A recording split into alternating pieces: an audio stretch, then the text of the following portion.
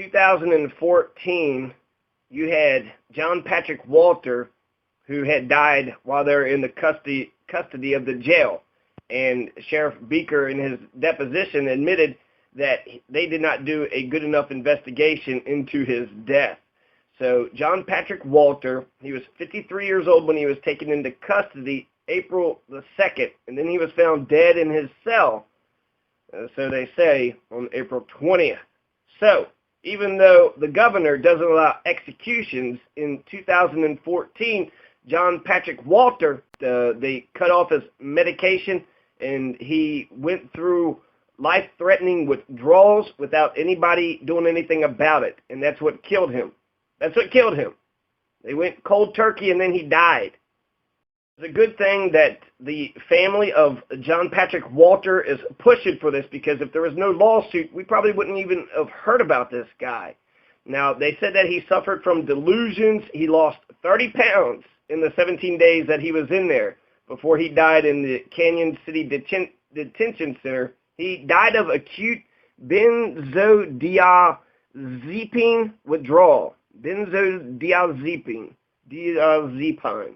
Now, this is important because that's what the family was alleging, that he did not get his, prescriptions. He brought his prescriptions with him when he went into jail upon being booked on suspicion of felony assault. Felony. So that's up there with murderers and rapists. This is the county that houses that, James Holmes, the Aurora shooter. And there were blood tests that were done that said that he wasn't provided his daily dosage of Klonopin, even as his condition continued to deteriorate in a glass-walled observation cell in full view of numerous deputies.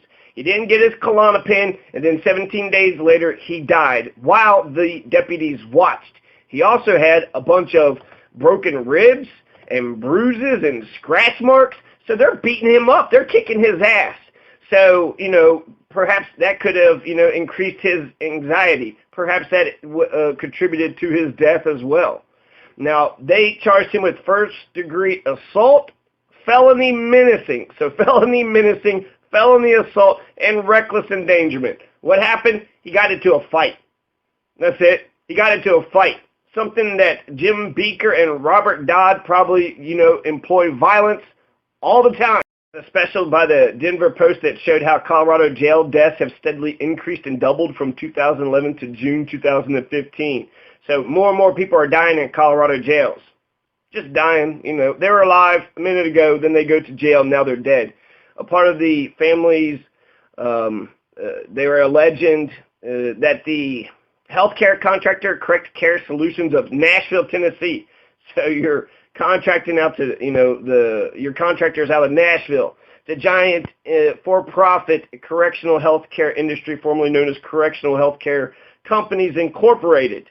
But they eventually terminated their contract, but they blamed it on them. They were saying because they only want to make money, they didn't want to, pay for any of the Klonopin. He needed Klonopin, but they weren't willing to shell out the money for it, so they did it, and then he died.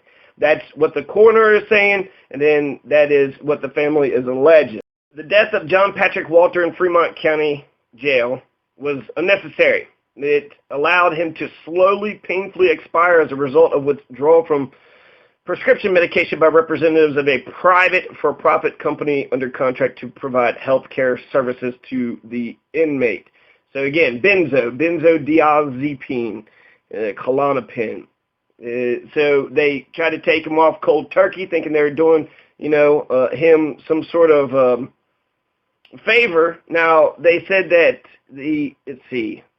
set 18 days of suffering an atrocity. He was punished on multiple occasions. Walter was strapped into a restraint chair where he was tased and pepper sprayed over his histrionics. But he did even greater damage to himself, kicking and hurling himself in the walls with such force that Hept believes he broke several. So John Patrick Walter was, slapped with a felony assault, slapped with a felony menacing charge, slapped with some other reckless endangerment, right? So he got into a fight. And now he's a fucking felon, right? So he's up there with James Holmes, right? He's going to be Now, this was before he actually, had a trial, before he went before the court. So he was never convicted. You're innocent until proven guilty. So they just accused him of a crime. And if it's just a fight, why has he got felony assault, felony this, felony that? Just a fight. How bad of damage did he do to the other guy? Did he kill him? Did he, deprive him of his medication and make sure he expired and make sure he died a very slow, painful death? They're alleging that he was just running into walls, and that's why he had all the bruises and scratches and broken ribs. And even still, you're going to let somebody, with broken ribs and then sitting there just wigging out because he doesn't get his prescription and not 45-minute deposition of Sheriff Jim Biker online, and it'll be in the description below, so if you want to check it out. Generally, they say he's fidgety, he's nervous, he's acting like a guilty person. He could, or maybe he's nervous, being on camera. Public speaking, I heard, is the #1 fear over death. People would rather, choose death instead of publicly speak, which that seems kind of crazy to me. But I can understand. Being shy, though, is saying that you have a big ego and that you're more worried about how you look to others instead of, just being yourself. So you can check that out. Now, that's important. John Patrick Walter this is important. He allowed somebody to die under his care in the jail. So they're putting it on the sheriff in his investigation. I don't know if they went ahead. The lawyer is Eric Hept, Heipt, Hept, of the Budge and Hept law firm in Seattle. So it's taken some Seattle lawyers in order to get any justice around here. Now, a federal lawsuit was filed by Walter's estate March 17th in U.S. District Court in Denver against Fremont County Sheriff Beaker, the Fremont County Board of Commissioners, and more than 20 individuals, including 2 nurses, a doctor, and numerous deputies. American citizen goes into jail perfectly healthy. 17 days later, he's dead. Dead. You're not even going to put James Holmes to death. James Holmes isn't going to die. He's got 300 life sentences, but he wasn't sentenced to death. But you do have 3 black guys from Aurora who's on death row, who did a lot less, like killed 1 or 2 people, not 12. But 3 black people are on death row in Fremont. I wonder if they're just just paying attention to the Klonopin and the life-threatening withdrawal because to go after the health company. But he lost 30 pounds when he was in there. John Patrick Walter lost 30 pounds when he was in there. 30 pounds in 3 weeks. And then they said that former Fremont County Coroner Carlette Brocius and El Paso County Medical Examiner, they found numerous abrasions and contusions across John Patrick Walter's body. John Patrick Walter was also stated to have suffered from hemorrhaging of his spine, hip, and shoulder, at least 9 broken ribs, internal bleeding, and other significant injuries. I don't know why that isn't the focus. He got his ass kicked, it looks like. He got fucking beat up.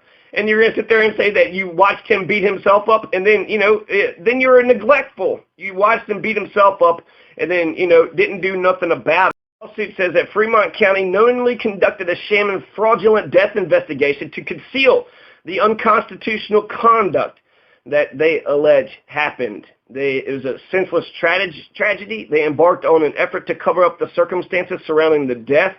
So again, felony menacing, felony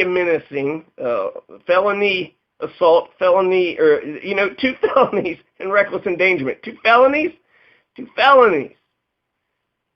It's crazy because Robert Dodd is going to have, a bunch of evidence of a dead woman in his storage locker, and he's only going to get a misdemeanor charge. And I don't even think he was arrested.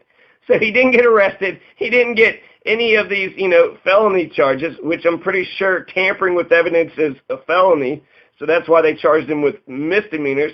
There's corruption all over in Fremont County. And Fremont County has a shit ton of prisons. They are a totalitarian fascist. Lawsuit says that they held jail video footage away from him that surrounded Walter's death investigation, so they're withholding evidence. They're not being forthcoming with evidence.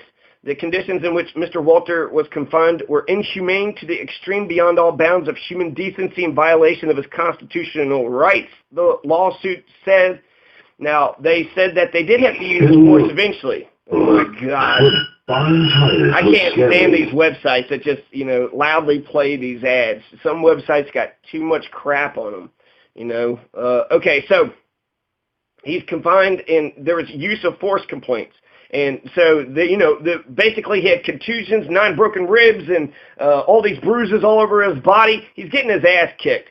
Okay, they said that he was combative to them and they had to use force against him. So yes, they used violence against him. They used felony assault, right? He just defended an ultra right-wing county out of the people that voted. Now, there's actually a lot more people in Fremont County than this, but the vote was 15,000 for Donald Trump and 5,000 for Hillary Clinton. 75% of Fremont County, the right-wing totalitarian fascist prison central, the county that has a prison culture that has penetrated and bled into every aspect of their daily lives.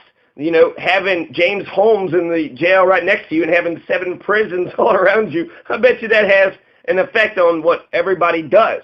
And jailers are definitely oppressive. That's the nature of their job. Keep an eye on that person and, make sure that they don't hurt themselves or hurt others, which Fremont County did not do when it came to John Patrick Walter. So 75%.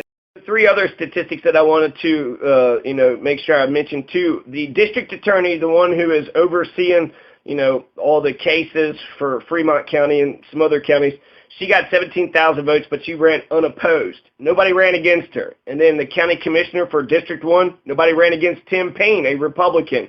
Molly Chilson, Republican. County Commissioner Dwayne McFall, Republican. Nobody ran against him. They ran unopposed.